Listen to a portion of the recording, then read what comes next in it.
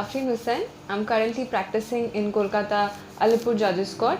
So I plan on making these videos to help those who are completely uninitiated with the laws of our land.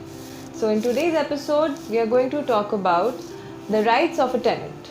Now, you might be moving into a new city or into a new rented apartment, and you might be busy running around with the brokers, checking out the view from the balcony, checking out the rooms. But the most important thing you need to check is the tenancy agreement, and you need to be aware of your rights as a tenant.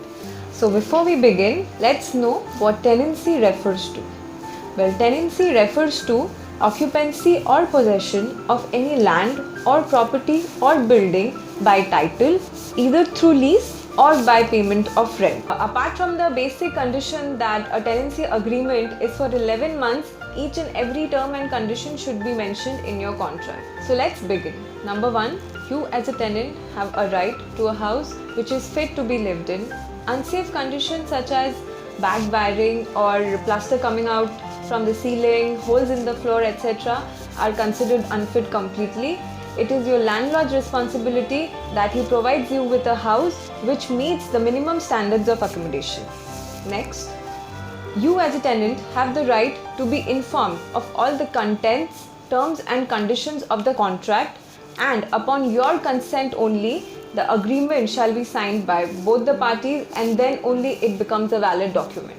Both the parties should maintain a copy each of the agreement, and you as a tenant have the right to have all the contact information about the landlord, as in email ID or telephone number or postal address, and you have the right to contact the landlord at any point of time. You as a tenant have the right to privacy. The landlord cannot enter your home at any time he wants without your prior permission, unless there is a true emergency like a fire or a flood. Next, it is considered unlawful if the landlord disconnects essential services like electricity and water, and also restricts you from using common amenities just for the recovery of rental dues and any other reason whatsoever.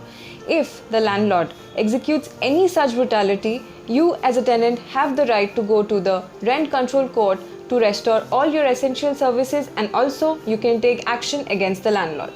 If the landlord harasses you by asking you to evict the premises and he refrains from accepting the rent, what you have to do first is to issue in writing a notice to the landlord asking for bank details where you can deposit the rent to the credit of the landlord.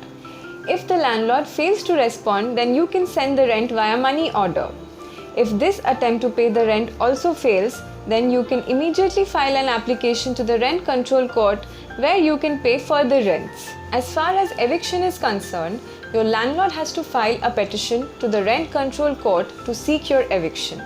Under the Rent Control Act, your landlord can only get you evicted under specific grounds, which includes: number 1, willful default in payment of rent; number 2, subletting the premises without the prior consent of the landlord; number 3, if you cause any kind of nuisance; and number 4, if the landlord requires the premises for his own personal occupation.